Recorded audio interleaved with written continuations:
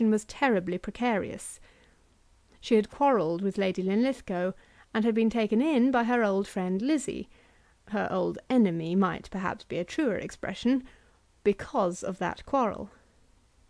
But a permanent home had not even been promised to her, and poor Miss Macnulty was aware that even a permanent home with Lady Eustace would not be an unmixed blessing. In her way Miss Macnulty was an honest woman. They were sitting together one May afternoon in the little back drawing-room in Mount Street. They had dined early, were now drinking tea, and intended to go to the opera. It was 6 o'clock, and was still broad day, but the thick coloured blind was kept across the single window, and the folding doors of the room were nearly closed, and there was a feeling of evening in the room. The necklace during the whole day had been so heavy on Lizzie's heart that she had been unable to apply her thoughts to the building of that castle in the air in which the Corsair was to reign supreme, but not alone. "My dear," she said, she generally called Miss Macnulty my dear, "you know that box I had made by the jewellers?" "You mean the safe?" "Well, yes, only it isn't a safe. A safe is a great big thing. I had it made especially for the diamonds Sir Florian gave me." "I supposed it was so." "I wonder whether there's any danger about it." "If I were you, Lady Eustace, I wouldn't keep them in the house. I should have them kept where Sir Florian kept them. Suppose anybody should come and murder you." "I'm not a bit afraid of that," said Lizzie. "I should be. And what will you do with it when you go to Scotland?" "I took them with me before, in my own care. I know that wasn't safe. I wish I knew what to do with them." "There are people who keep such things," said Miss Macnulty. Then Lizzie paused a moment. She was dying for counsel and for confidence. "I cannot trust them anywhere," she said. "It is just possible there may be a lawsuit about them." "How a lawsuit?" "I cannot explain it all, but I am very unhappy about it. They want me to give them up, but my husband gave them to me, and for his sake I will not do so. When he threw them round my neck he told me that they were my own. So he did. How can a woman give up such a present from a husband who is dead? As to the value, I care nothing, but I won't do it." By this time Lady Eustace was in tears, and had so far succeeded as to have produced some amount of belief in Miss Macnulty's mind. "If they are your own, they can't take them from you," said Miss Macnulty. "They shan't.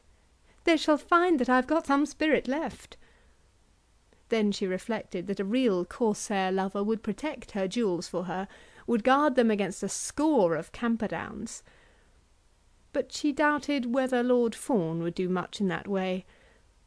Then the door was opened and Lord Fawn was announced. It was not at all unusual with Lord Fawn to call on the widow at this hour. Mount Street is not exactly in the way from the India Office to the House of Lords, but a hansom cab can make it almost in the way. Of neglect of official duty Lord Fawn was never guilty, but a half hour for private business or for relaxation between one stage of duty and another, can any minister grudge so much to an indefatigable follower? Lady Eustace had been in tears as he was announced, but the light of the room was so low that the traces of them could hardly be seen. She was in her Corsair state of mind, divided between her jewels and her poetry, and caring not very much for the increased rank which Lord Fawn could give her. "The Sawab's case is coming on in the House of Commons this very night," he said, in answer to a question from Miss Macnulty. Then he turned to Lady Eustace. "Your cousin Mr. Greystock is going to ask a question in the House." "Shall you be there to answer him?" asked Miss Macnulty innocently. "Oh dear, no. But I shall be present. A peer can go, you know." Then Lord Fawn, at considerable length, explained to the two ladies the nature and condition of the British Parliament. Miss Macnulty experienced an innocent pleasure in having such things told to her by a lord. Lady Eustace knew that this was the way in which Lord Fawn made love, and thought that from him it was as good as any other way. If she were to marry a second time simply with the view of being a peeress, of having a respected husband and making good her footing in the world, she would as lief listen to parliamentary details and the prospects of the Sawab as to any other matters. She knew very well that no Corsair propensities would be forthcoming from Lord Fawn. Lord Fawn had just worked himself round to the Sawab again when Frank Greystock entered the room. "Now we have both the houses represented," said Lady Eustace as she welcomed her cousin. "You intend to ask your question about the Sawab to night?" asked Lord Fawn with intense interest, feeling that, had it been his lot to perform that task before he went to his couch, he would at this moment have been preparing his little speech. But Frank Greystock had not come to his cousin's house to talk of the Prince of the Mygawb territory. When his friend Eustace had suggested to him that he should marry the widow, he had ridiculed the idea, but nevertheless he had thought of it a good deal. He was struggling hard, working diligently, making for himself a character in Parliament, succeeding, so said all his friends, as a barrister. He was a rising young man, one of those whose names begin to be much in the mouths of other men, but still he was poor.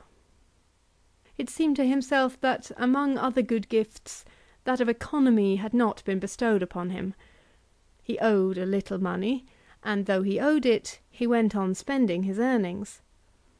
He wanted just such a lift in the world as a wife with an income would give him. As for looking about for a girl whom he could honestly love, and who should have a fortune of her own as well as beauty, birth, and all the other things, that was out of his reach. If he talked to himself of love, if he were ever to acknowledge to himself that love was to have sway over him, then must Lucy Morris be the mistress of his heart. He had come to know enough about himself to be aware of that. But he knew also that he had said nothing binding him to walk in that path. It was quite open to him to indulge a discreet ambition without dishonour. Therefore he also had come to call upon the beautiful widow. The courtship with her he knew need not be long.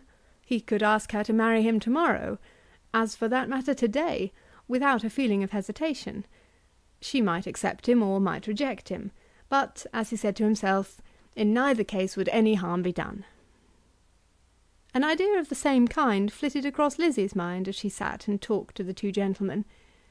She knew that her cousin Frank was poor, but she thought that she could fall in love with him.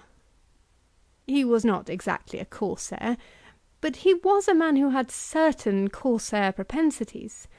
He was bold and dashing, unscrupulous and clever, a man to make a name for himself, and one to whom a woman could endure to be obedient.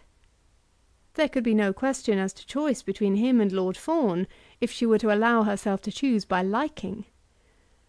And she thought that Frank Greystock would keep the necklace if he himself were made to have an interest in the necklace, whereas Lord Fawn would undoubtedly surrender it at once to Mr. Camperdown. Lord Fawn had some slight idea of waiting to see the cousin go, but as Greystock had a similar idea, and as he was the stronger of the two, of course Lord Fawn went. He perhaps remembered that the hansom cab was at the door, costing sixpence every 15 minutes, and that he wished to show himself in the House of Lords before the peers rose. Miss Macnulty also left the room, and Frank was alone with the widow. "Lizzie," said he, "you must be very solitary here." "I am solitary."